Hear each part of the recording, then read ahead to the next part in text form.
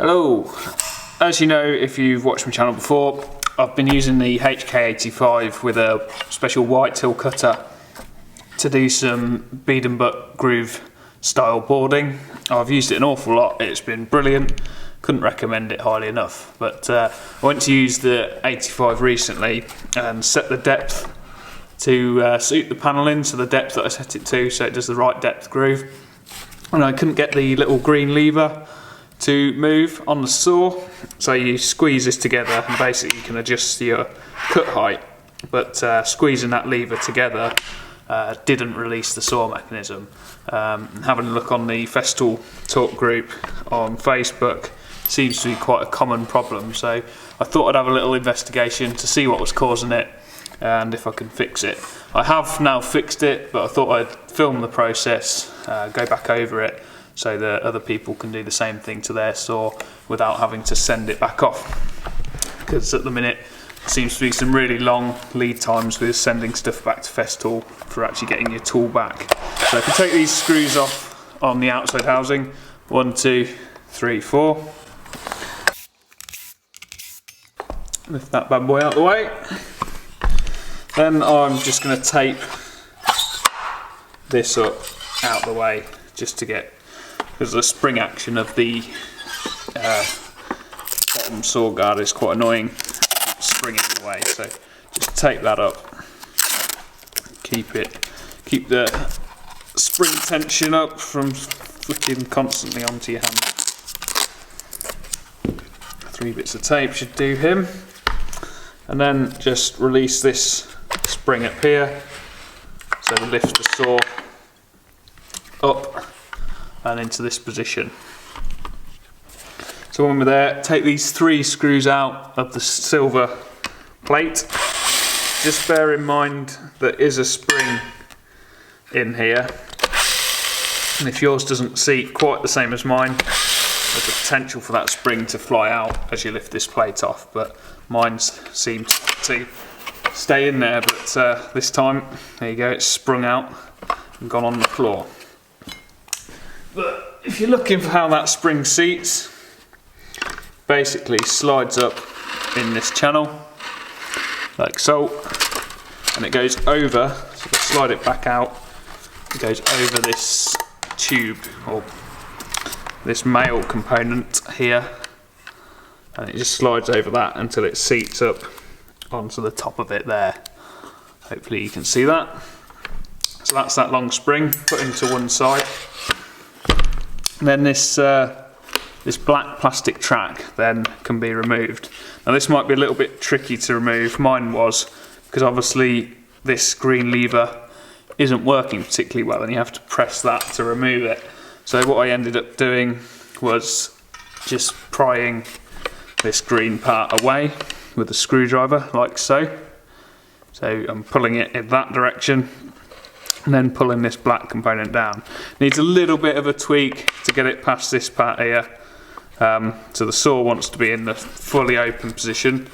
So I just wedged a screwdriver in that bit there and did it with it flat on the bench like this. But obviously if I do that you can't see what I'm doing, so I'll try and struggle and do it so it's all in view for you. But once you've got it past that part there, it's fairly easy to get it to come free. You've got that component out then, put him to one side, he's not the problem. The problem is this green bit.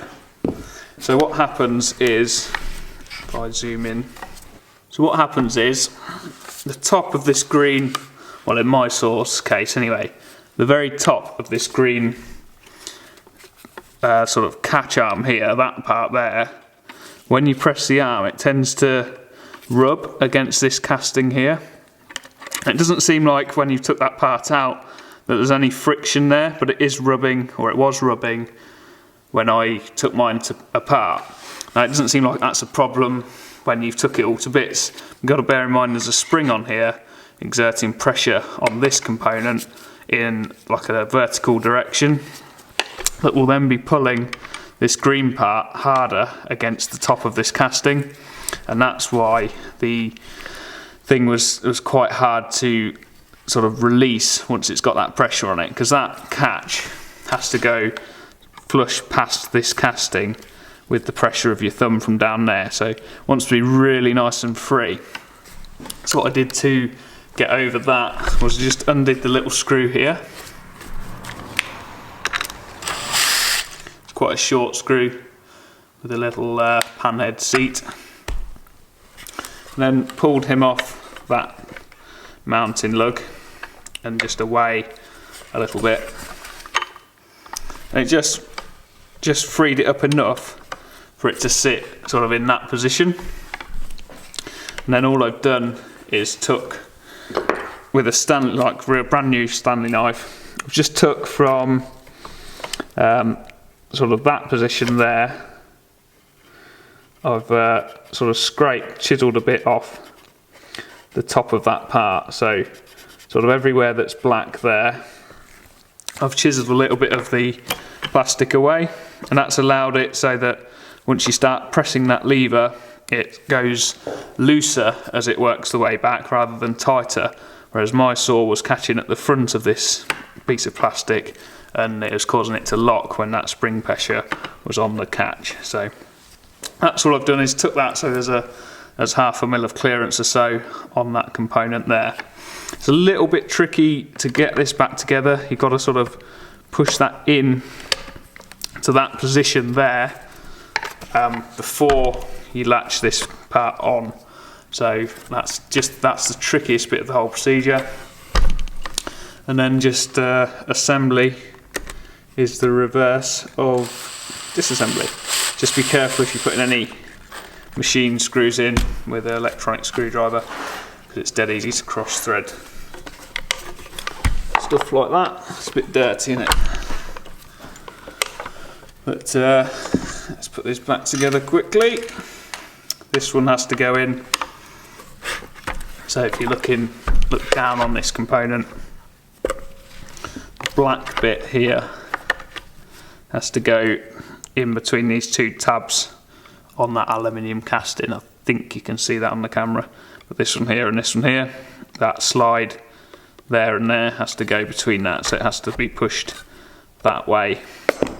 And you have to put the pressure on the green component as you feed that in and sort of work it in stages. So that's the tricky part of reassembly, is getting that bit past that point. So that's sort of like the pinch point. So we've just got to work that bit in. See if we can do it whilst holding it for the camera. There we go. Once you're there, I shut the saw very slightly so that this rod was further round on the saw. If you do it with it wide open when you put the spring back in, it tends to bend it out the top, so just shut that a little bit, then refeed your spring back in.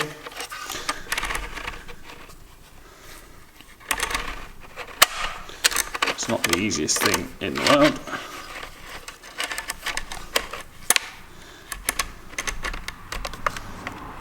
Feed that bad boy in there, keep hold of him, and put the plate back on. So the plate has to go with that tab at the top and slide in sort of vertically down. Then your 3 screws.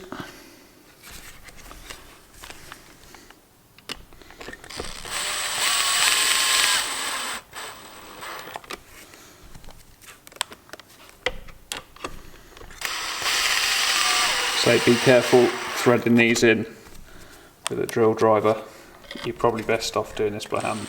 I'm not putting any downward pressure. I'm lifting the Torx bit slightly out the screw head as I'm starting that screw, so it can find its sort of thread as it winds in. Just check that it is working. So re-engage this clip. I just want to check that my green depth adjuster is working nice and easy, which it's beautiful now. so much easier than it was before. And we can just take this little bit of tape off, put this back. This has got a little engagement sort of dog hole, like a, what do you call it, a Woodruff key sort of type divot in that black plastic just there, and that goes in the sort of male component that's in the outer cover. I think you can see that there. Those two go together like that, and that stops it from spinning. I think there's quite a few of them, so there's 3 of them, 1, 2, and there's 2 more on this bit. So that holds that from spinning and locks it in from falling out. Put these screws back and we're done.